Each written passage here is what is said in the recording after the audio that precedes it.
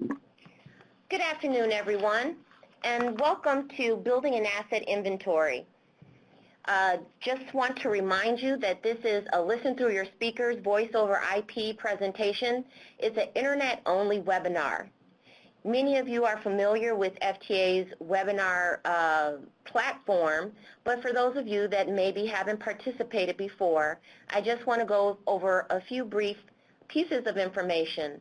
On the upper left-hand side, you will find a file share box, which has both of the presentations from today, as well as an audio help presentation. That audio help presentation will walk you through a couple of troubleshooting items in case you cannot hear over your speakers. Again, I note this is, even though there was a conference line on that last email, the presentations, or excuse me, the webinar is via voice over IP only. Most of you have found the chat pod and have posted where you're from, which is great. Thank you very much. If you haven't, that's fine already. That's fine also. I believe your registration will have your agency name on it.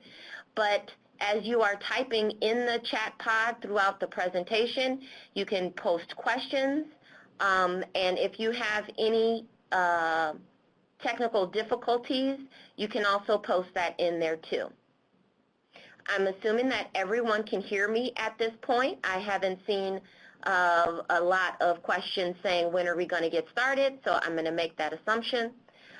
So without further ado, I'm going to get started with the webinar and introduce our two speakers for today. My name is Mishnoni Smith, and I am the TAM Program Manager for the Office of Budget and Policy at FTA. I'm only providing an introduction for our main event speakers, who are Athena Ula from Metrolink and Doug Holcomb from Greater Bridgeport Transit. I'll provide a brief introduction to their presentations in advance. Then we'll go through their presentations, and at the end, I'll do a quick wrap-up, and then we'll open it for questions. We will answer as many questions from the chat pod as we can, and those that we cannot address in the time allowed, I will take back and we can review and provide responses to those at a later date. So Athena will be providing insights into how Metrolink has approached managing asset data and the potential migration to a unified enterprise asset management system that integrates TAM principles, sharing lessons on their achievements and the challenges their agency faces in changing processes that support safe, reliable, and efficient usage of assets across 288 miles of track, while making greater return on their rehabilitation and capital investments.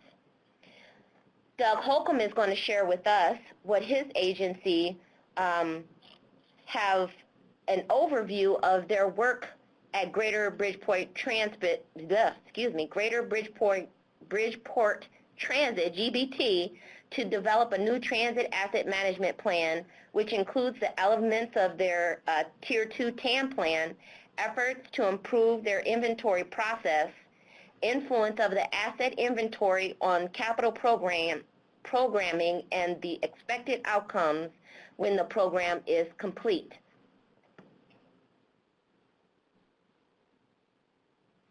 This is a peer-based presentation, which means it's a real-world experience. It's focused on asset inventories, but it gives a context for the agency's decisions that they made. Please keep in mind this is not a tutorial or a requirement, but an exchange of ideas amongst peers, where you can learn from agencies that are in the same position as you or have started building their asset inventory. So I'm going to turn it over now to Athena, and she's going to walk through her presentation from Metrolink's perspective.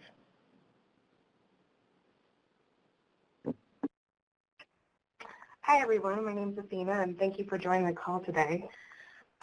My presentation is largely in three parts: a quick introduction of who we are and where we've come, by way of TAM building. I know it's not an easy effort for those on the call, just getting started.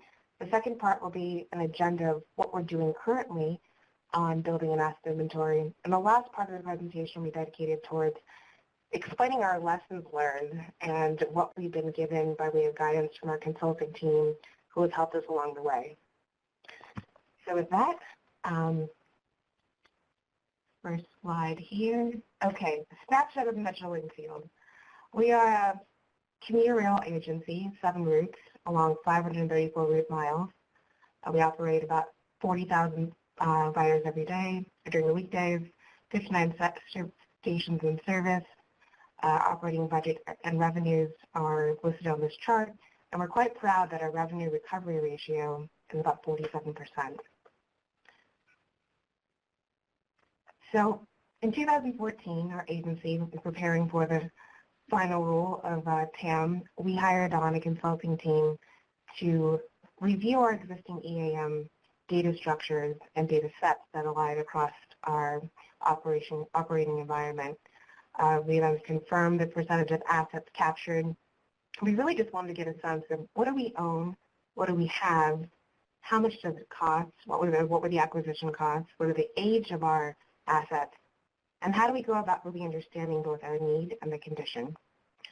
So our consultant, CH2 Hill, interviewed a variety of all of our asset owners across the entire agency to see how data is collected, to assess the completeness of the data against term light asset classifications and useful life. We had a goal of having or building a single inventory of assets along the term modeling criteria so that we could start modeling investment need and follow, quite frankly, industry standards. By 2016, over that too-long effort, we had to compile the complete asset inventory that lives now as an asset database in a term light setup. We compared and evaluated our assets and then started to build a plan around our reinvestment needs. And in our TAM plan, which was adopted in December of 2016, we laid out current capabilities of our agency, condition assessment, capital rehabilitation and placement investment program that will be along a multi-year horizon. And we also adopted a policy. We looked at all the different operation groups within our agency and thought very carefully about what type of TAM responsibilities could they take ownership of and where we wanted to go in terms of predicting our investment need along a multi-year horizon. We also analyzed gaps that we wanted to get to and put forward in our plan, which is available online, a implementation strategy. So with that being passed in our policy, widely adopted with the agency, we are now in the midst of truly trying to understand all of the granular data that we have at hand. And so we are taking a step back from our analysis of our assets are now all in our access database. We have a firm understanding, roughly, according to both real-time effort and modeled results, what is the value of our assets, what is the categorization by way of asset base. And as you see here, we have roughly about $5.8 billion worth of assets, where most of the assets fall along track, infrastructure, skyway, tunnels, following second with the revenue vehicles. Also from our term light modeling, we determined our backlog, which is $544 million, about 40% falling in track and structures. And the red dot that's aligned on the graph is our historical funding average. So this is kind of a wake-up call in terms of what have we been funding and what do we need. And it's been very helpful towards kind of taking a step back of funding reactor or real-time projects and kind of thinking along the multi-year horizon of what we need as a whole. This slide here is just kind of a deeper look at year over year what asset categories are in need of most investment. And finally, where we are now, which I alluded to earlier, was how are we understanding our data? Our data is so critical, we're finding, towards really putting and implementing a TAM plan into place. I think all of us across the industry are collecting a whole rich assortment of data, but understanding and unifying it so that we're all speaking a TAM language has been quite difficult. So the question before us right now is how do we sustain a unified asset inventory and create a condition assessment scale that encapsulates both risk and is useful for operational staff and long-term capital planning. It's a big effort, but we're finding that our starting point right now is what is really useful, what is really currently happening by way of data collection. So moving forward, the next couple of slides, I'm going to focus on how we're navigating a solution towards creating a unified scale so that we can effectively communicate to our board members or to our funding agencies how much we really need and validate that by the way of the condition of the asset itself. So understanding data inventory, then I'm going to go into defining EAN PAM system criteria, and then lastly, as I mentioned earlier, lessons learned. So navigating a solution. We've also realized that it was a great exercise to plan, to understand what we need by way of investment, but working with every single operational group in our agency to see how they're collecting data, what level of granularity are they collecting data at, what are the pros and cons to their data inventory, is what we're currently doing. So we're sitting down with every single group, starting off with 6 guys that are track folks, and asking them, what are they collecting, how are they using the data? And I would suggest for the people on the call is to start to compile a roadmap of the processes of how data is collected and what is it used for, along with collection frequencies, so that we could start to, our goal internally is we want to make this as easy and as helpful to our asset owners as possible without making it too cumbersome and outside of their job responsibilities. So we have 2 essential big needs right now. It's to understand asset data. This is so we can understand the asset condition. Right now we have multiple sources of data collected for our track and fixed guideway segments. We have inspection reports, track geometry data, ground penetrating radar, maintenance records, we have GBT 34 assessments, and as you can imagine, we're finding that all of these data are structured in various ways with different purposes along different rating scales. So and they're all useful for the people who are collecting them, but how are they useful for understanding investment in rehabilitation programming is quite difficult. So the task we have right now, we're working with CH2M Hill again, is to normalize some of these data sets so that the output and the rigor are all analogous to what we're trying to go for as a 5-point scale.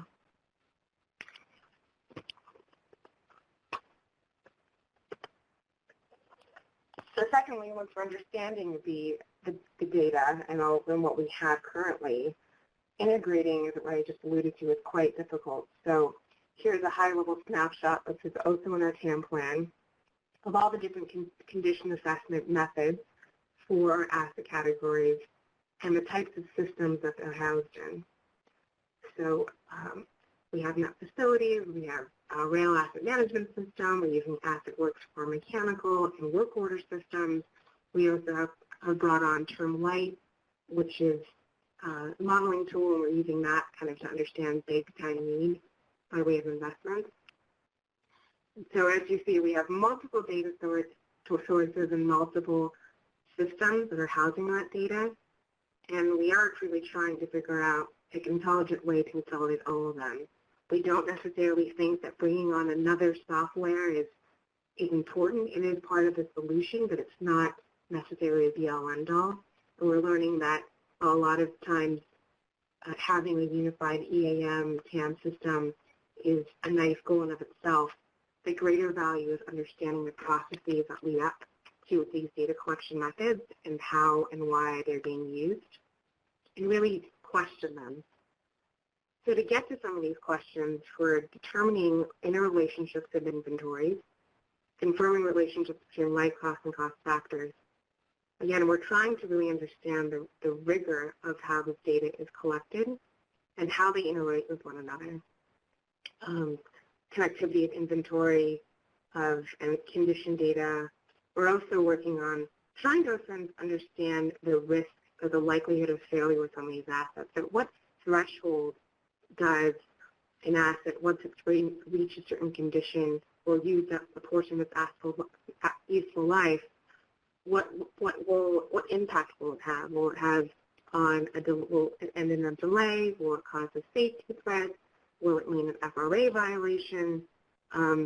So understanding kind of the multiple trigger points, if we do go into a poor or marginal threshold, what does that mean? And then lastly, we're also trying to upgrade. We have AssetWorks online right now, and we're not utilizing it to its full capacity. So we're also kind of querying current processes to see, well, why aren't we using our current asset systems or data systems in full capacity, and what will it take to get us there? So defining a TAM EAM system is quite difficult. We have our base data set, which is all of our assets stored in the term line access database, and we do have a need for consistent coding because truly we're finding at the end of the day a good EAM is a good work order system, and if we have a good work order system, then we can build on top of that a good transit asset management system that helps us prioritize projects. So in the circle that you see below, this is kind of what we're thinking of by way of brainstorming. How do we get to a point where our system as a whole has data that has a mapping capability, it's connected to our contracting and purchasing supplies, our accounting system, our work order and request order management system, and all of these possibilities go back to understanding the data and how things are coded throughout the multiple systems. And so while understanding data rigor is important and trying to unify a database, having a good coding system that allows to stitch together. So if you have a work order that's complete, you know what materials are expensed against them, we know what components are failing at certain intervals, is quite important. So lastly, some of the lessons we learned. As we said, software isn't the solution, but it is a part of the bigger whole. But before you buy software, I really suggest, and a lot of my colleagues back at Metrolink have been on board with creating process maps of all the different business processes that surround your asset inventory.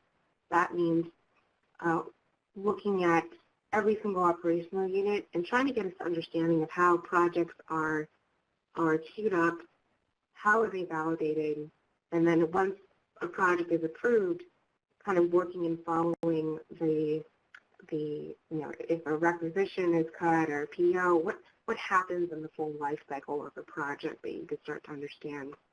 Getting the right incentives. TAM is an aspirational legislation that I think is just very useful as a benchmark, but making sure that we are communicating the right incentives for the operational units to move towards unified TAM vision has been quite difficult, but also very important lesson learned. Normalizing data sets and coding, which I mentioned earlier, is very important as well, so that you understand the data relationships and start to streamline the process. And making sure that your inventory fields need to be driven by the user of the data. That gets back to understanding the purpose of the data that's being collected and finding the right incentives to making it either more rigorous or tooling the data collection method down to make it more purposeful for that operational unit or the agency as a whole. And lastly, I wanted to pass on a really useful three-step process that our Siege Hill consultants gave to us. It is largely how we got started. So one, doing a data gap analysis. Realize I'm taking a step back here, but I just wanted to leave this with you guys, is asking of your data or your operational units, what assets are missing, what's being collected, is the process of how you're gathering data repeatable. After that, going into a gap assessment, can your EM support your inventory needs, looking at the current condition and configuration of the system itself.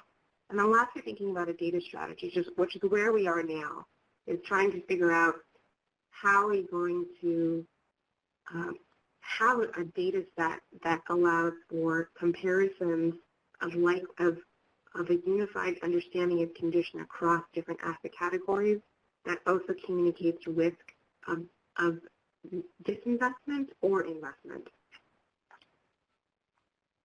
And I just wanted to acknowledge my coworkers back at the agency. All the operations divisions have been quite helpful in providing some of these lessons that I've been learning. I'm the planning manager who's helping with the TAM effort. Roger Diaz, who's the director of planning department here in Dakota. Marta, who's been very helpful in giving us a lot of guidance in terms of what they did and how they were successful. And then our consultants, Steve Hill, who have been very closely involved in building our asset inventory. And here's some resources that I thought were very useful. Physical Asset Management by Nicholas Anthony, very helpful.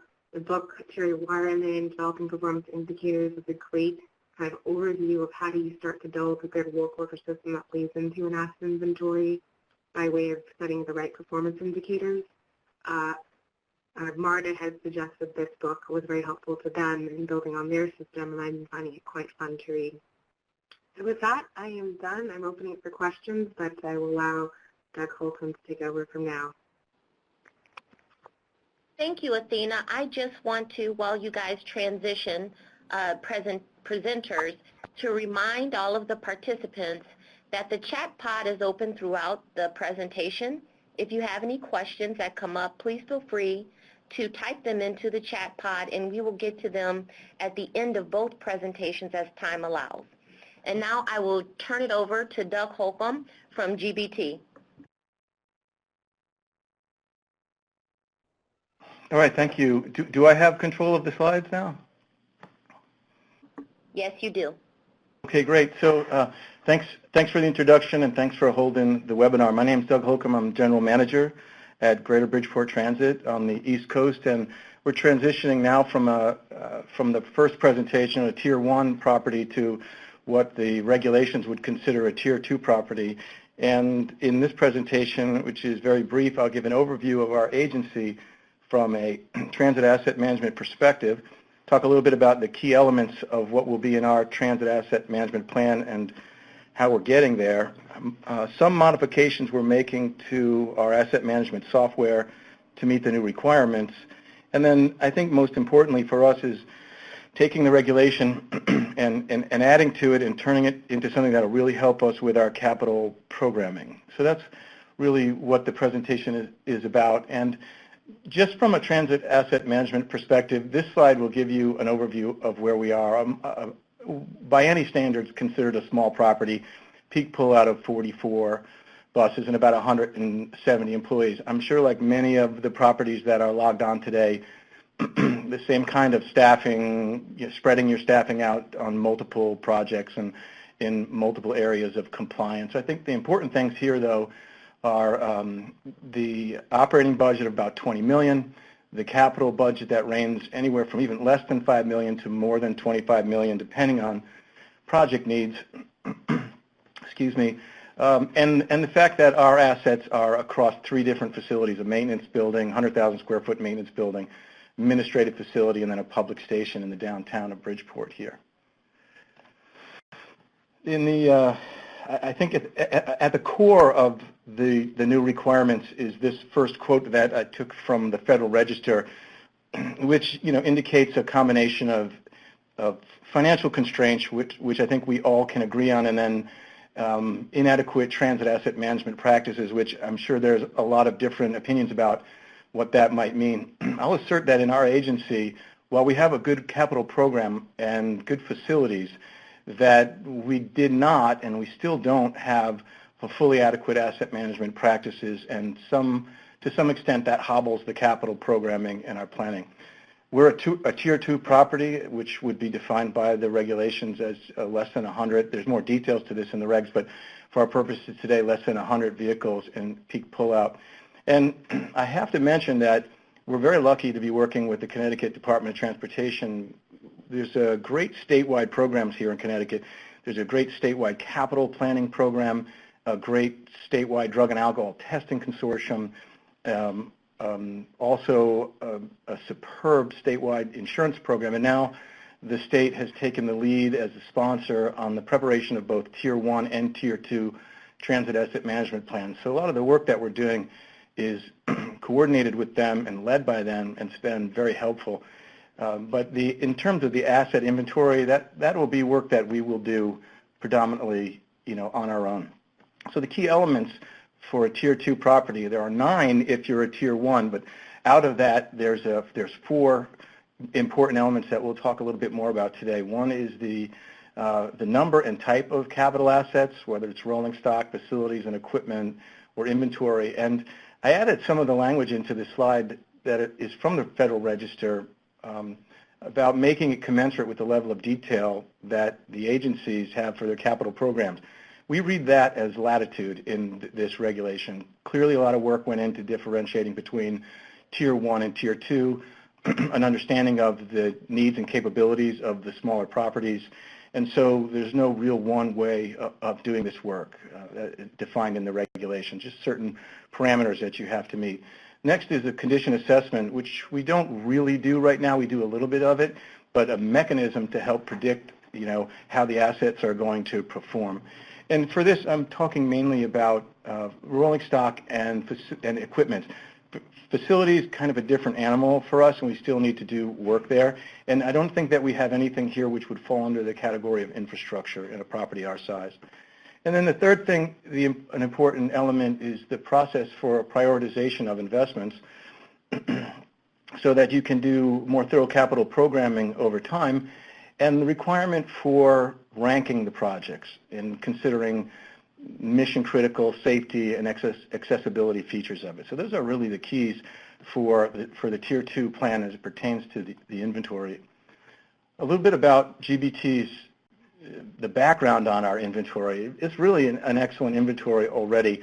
It doesn't have all the elements that the transit asset management regs require, but we do have an asset inventory of everything equal to or greater than $300. And all of that is tagged and inventoried annually, and that inventory is then tested by our auditors. So that really is in order, and you'll see some of that structure that we have. We will apply first the regulation to the items that meet the FTA thresholds, meaning rolling stock, and I hope I get this right, but non-rolling stock equipment with an acquisition value greater than $50,000. So that's where we'll apply it first, but I do think, and our staff here does think, that we'll probably go deeper than that because we can see a value in how we can prepare packages for capital programming for department heads in the agency. The finance staff verifies all the information, but there's a need for other staff to be involved in this now. People making determinations about the condition of certain assets need a certain level of expertise in that asset. And we're adding fields. We have had fields in our old records for the lifetime, estimated lifetime, and condition assessments, but historically they haven't been used because the asset inventory is used for the inventory annually and predominantly for depreciation. So in many cases, assets have tended to be used until they fail or almost fail. And this is particularly true with certain assets that are part of the facility, and our facility is 30 years old. So, and that failure interrupts the capital programming and budgeting process.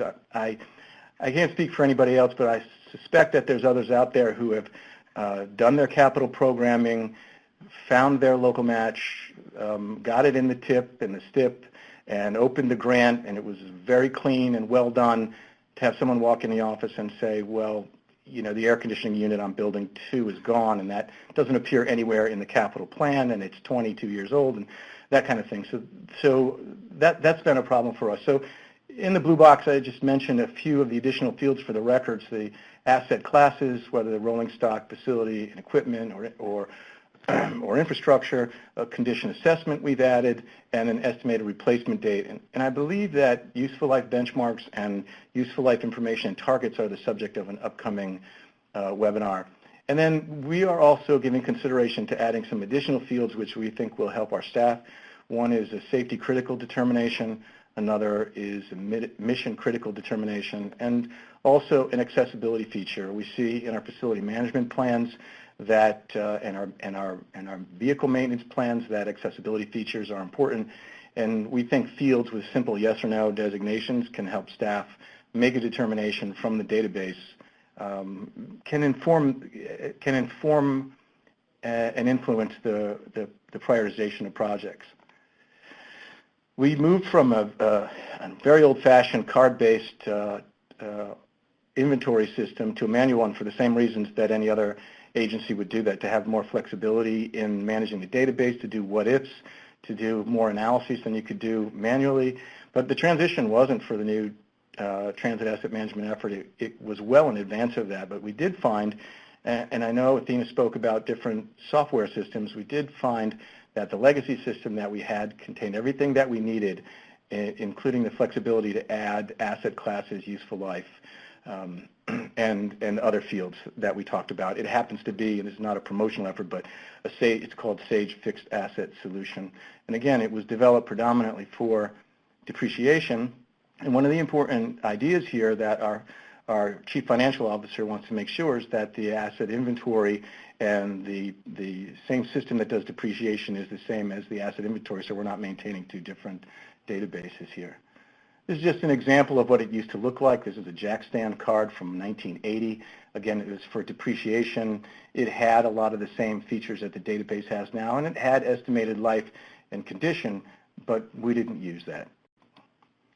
I apologize for the quality of this slide, but I think you can make out on it that it is a database. It is the Sage Fixed Asset Database.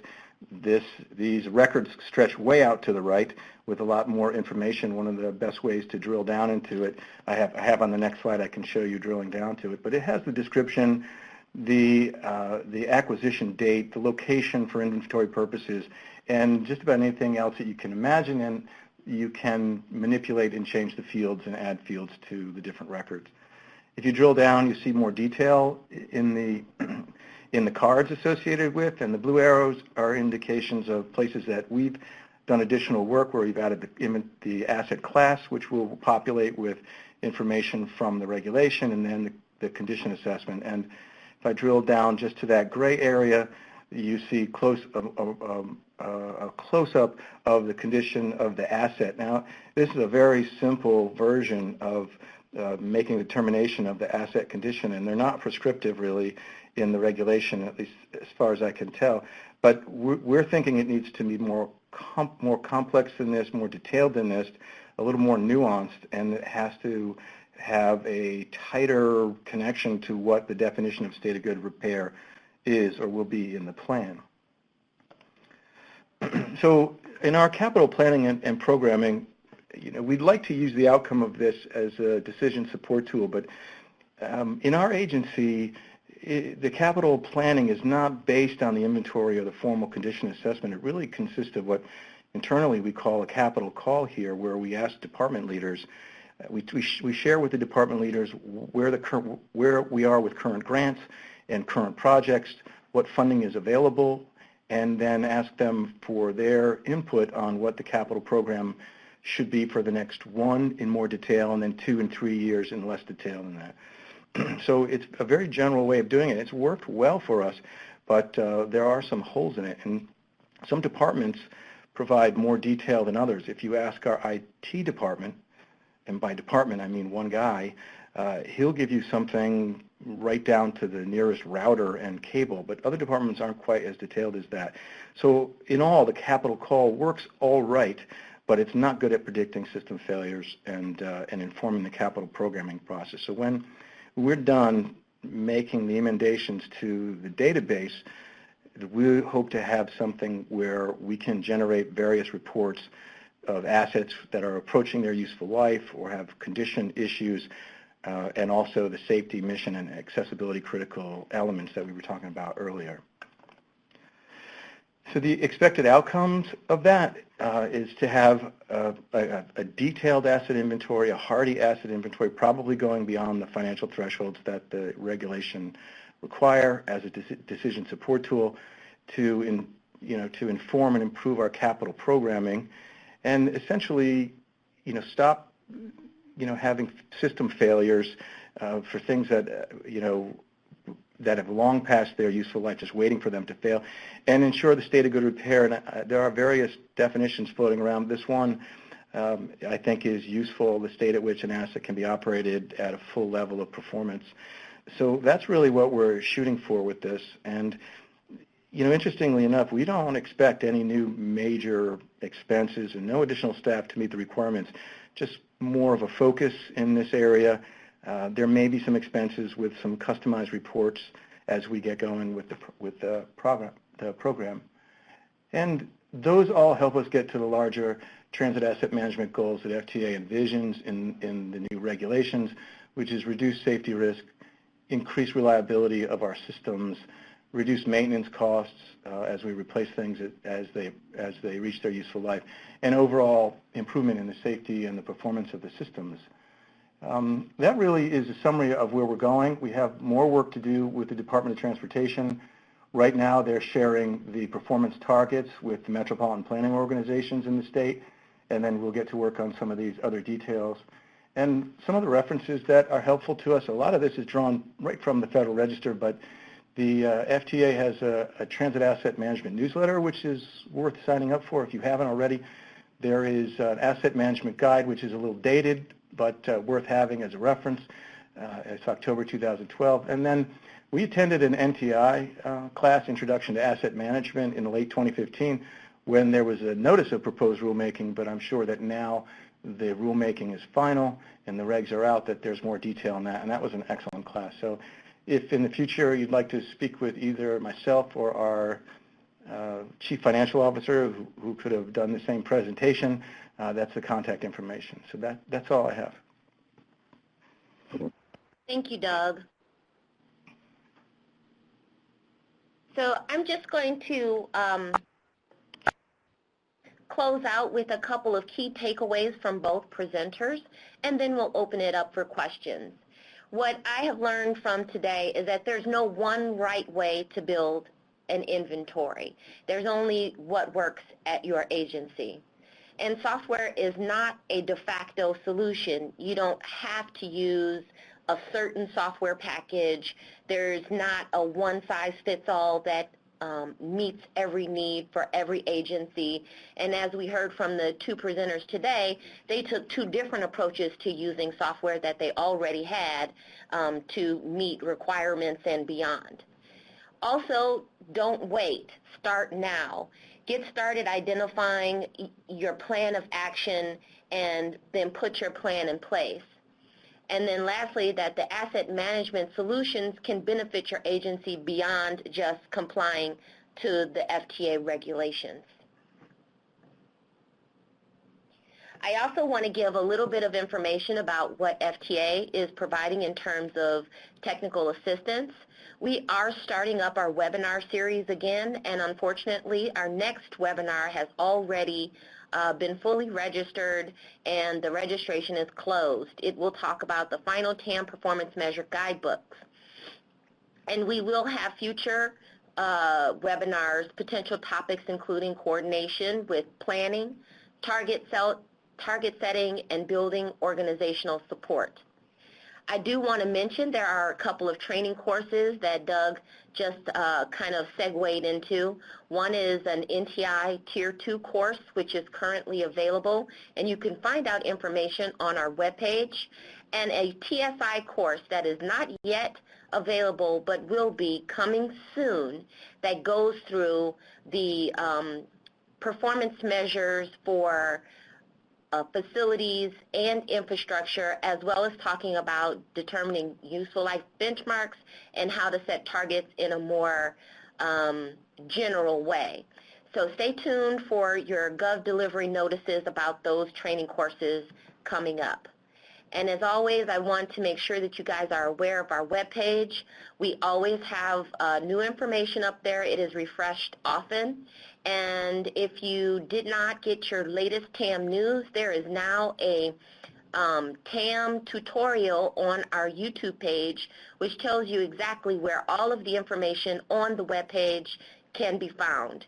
So with that, I'm going to go ahead and start going through the questions. I've been keeping track of them as you've been putting them forth, so I'm going to go in order.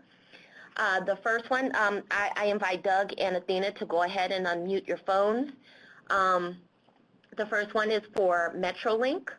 is from Mike Hubble. He asks, did Metrolink use depreciated value or replacement value for determining your 2015 dollars?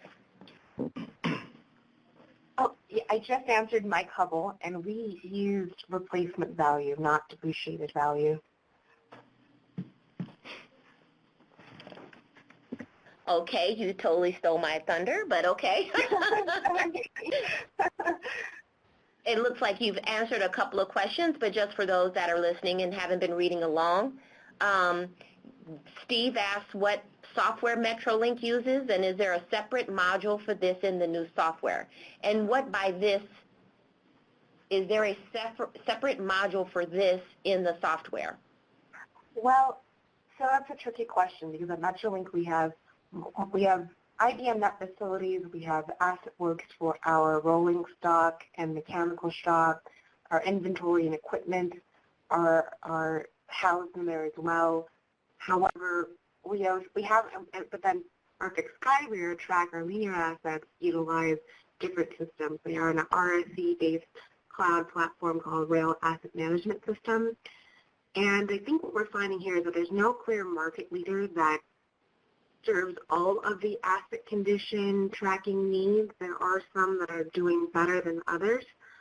We are currently we've assessed the trapeze certificate repair module, but still trying to figure out if we're ready to procure that additional module that allows for project prioritization and condition rating at a unified scale. So I think that's what he is referring to, is a module that sits on top of additional ones for TAM purposes. Okay, Stephen, if you're still on the call and that is not what you were referring to, please enter that into your chat pod and we'll revisit the question.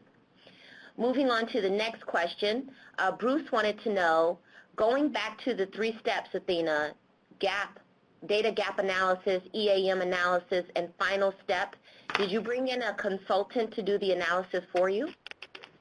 Yes, we did. We hired CH2M Hill out of Los Angeles to do the initial scoping of what we have and what we needed, and they're currently helping us devise a data strategy to consolidate and to query our data sets for rigor and consistency. Okay, great.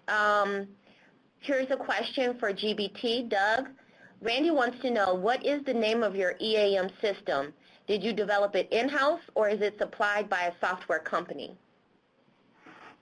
Right. No, it's not developed in-house. It's Sage software. And it's on the last page of the presentation. And you had that software already before the TAM regulation or before you identified its TAM uses, is that correct? We did. For depreciation purposes, we had the software. It's been maintained for more than a decade in the finance department. And so it's a pretty thorough inventory. It simply doesn't have some of the fields and the condition assessment and other areas that the new regulation requires, and that's what we're adding back into it. I think the important thing about that is to take a look, if you're not sure, to take a look and see if you have a system already that's capable of doing this kind of work. And if you don't, then it's available from third party. Okay, thank you. The next question is also for you, Doug. John wants to know, you mentioned a $300 threshold for asset inventory. Does that include bill of materials and parts inventory? If so, where do you draw the line for monitoring asset condition at the bus or vehicle level? Right, you got me with that, but fortunately for me, the Chief Financial Officer is here. This is fixed asset inventory only that we're talking about today. There is a separate one for parts. All right. The next question is back to Athena. Ulysses wants to know if in the future business processes are to change due to new assets, new means of data collection, or new inspection requirements or technology, how flexible is the software to accommodate these changes? That's a tricky question. I can't speak to that now, but our expectation is that when we get to the point of buying software, that it will be nimble enough to encapsulate changes. Hopefully the processes of collecting and the roles and responsibilities of putting the data into that software will be very supported and held accountable for our agency. Okay, thank you. Doug, this one is for you. Greg wants to know if GBT is falling under your state plan or if you're doing your own plan. You know, we did commit to doing the plan with the state. And we've done a lot of work internally, and we know what we'd like to have as part of the plan, but I think the state's doing a fine job leading the project, and we've made progress, and so we've signed on to be a part of the statewide Tier 2 plan. Wonderful. There is, it seems like there are a couple of formatting questions, so I'm going to take those as questions for me. Some people want to know about downloading transcripts and the June 6th webinar. I'm also doing a little tap dancing here in case folks have some burning questions they want to type in the chat pod. You can do so while I am answering these more formatting type questions. The transcript, there will be a recording of this presentation posted to our TAM webpage within a week or so. It must be edited for a time. The presentations themselves will be posted to our TAM webpage this week, and transcripts and Q&As will be posted probably a few weeks out because we have to go through and clean those up and make sure that they are accurate. As far as the June 6th webinar, that follows the same format. The presentations themselves will be downloadable at the time of the webinar, the recording within a week to 10 days, and then any transcripts or Q&As will be further down the line in terms of availability on our webpage. All right, seems like I have done enough time here. Got a couple new questions in there. Oh, but this is for me again. Bonnie wants to know, will there be a webinar on creation of a TAM plan? She is a small urban RTA, but because of her paratransit programs, they deploy more than 100 vehicles at peak service, so although they have a good inventory system already, it's the plan and the whole Tier 1 requirements that concern her. So Bonnie, I will suggest that you take a look at some of the tools that we have on our webpage now. Even though you may meet the requirements of a Tier 1 provider, you can still use the Tier 2 template to walk through those requirements, the inventory, condition assessment, decision support tool, and prioritization, investment prioritization to identify just kind of the bare bones of what you might need for your TAM plan. Also, you can contact me directly to talk about your service to make sure that you are indeed a Tier 1 provider, which I will direct you to our checklist on our webpage to determine if you're a Tier 1 provider. In addition, we have additional technical assistance that is forthcoming. One is for Tier 2 providers and group plan sponsors. Those courses are being offered in conjunction with several conferences this year, the CTAA conference. We just offered it at the APTA-BUS conference, and as some standalone events, you can check the NTI webpage or go to TAM webpage under FTA Outreach and look under training to see what's available. And we have a forthcoming Tier 101 course, which is being revamped from its version before to align with the final rule. That is a 3-day course, though, so it's quite a commitment, and it is very comprehensive, whereas the Tier 2 and Group Plan Sponsor course is a 5-hour course. But both of them are very useful and could potentially provide you some insights. Greg asked if an agency has decided to do their own plan and not fall under the state, do they need to then perform a Tier 2? So Tier 2 agency is the only type that could be in a group plan. So if they were eligible to participate in a group plan, that means they were a Tier 2 agency, and an independent group plan would still be a Tier 2. So there are 3 different types of group plans. You can have an independent Tier 1 group plan, an independent Tier 1 plan, a independent Tier 2 plan, or a group Tier 2 plan. Darren says it would be nice to invite a Tier 1 agency that only operates rubber-tired vehicles to present at some point in the future. If you have some suggestions, Darren, on who that would be, please feel free to share that with me. This is michidonismith.dot.gov. You can send me an email. You can send me a private chat in this format, or you can just send it in the chat room for someone you would like to hear present. And Caleb seconds that. So both of you, please feel free to suggest a potential presenter.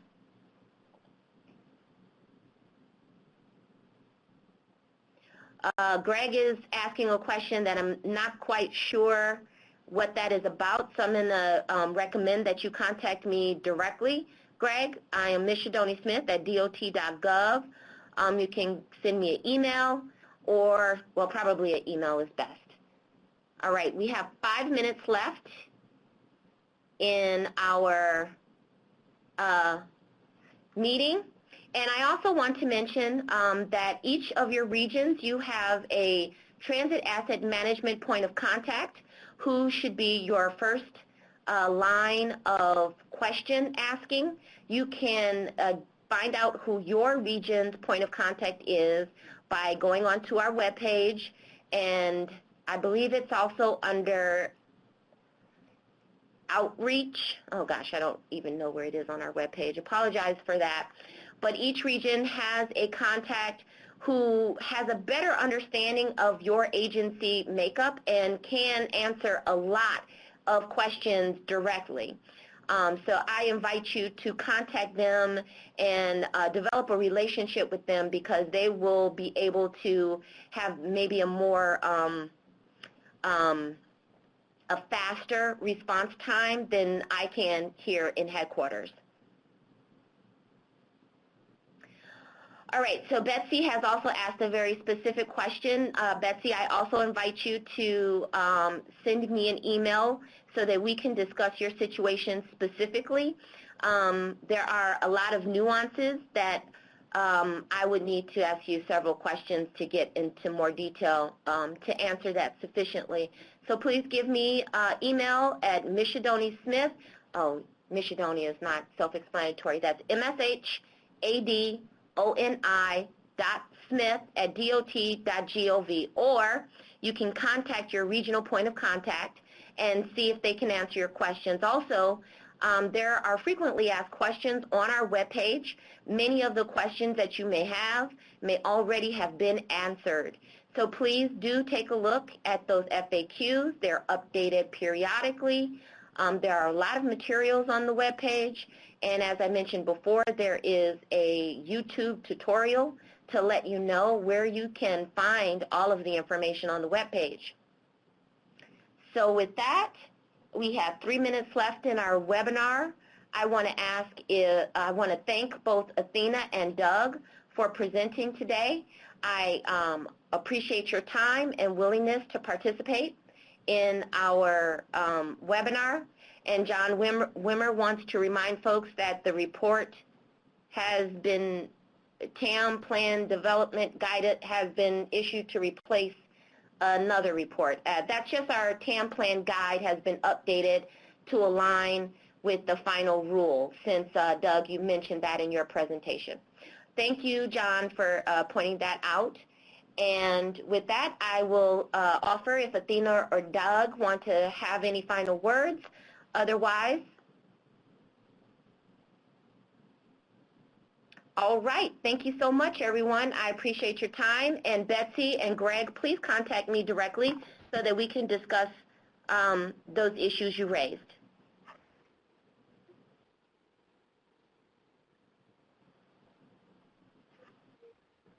That concludes our webinar. Thank you very much, and you have a great afternoon. I hope to see you again at our next webinar series.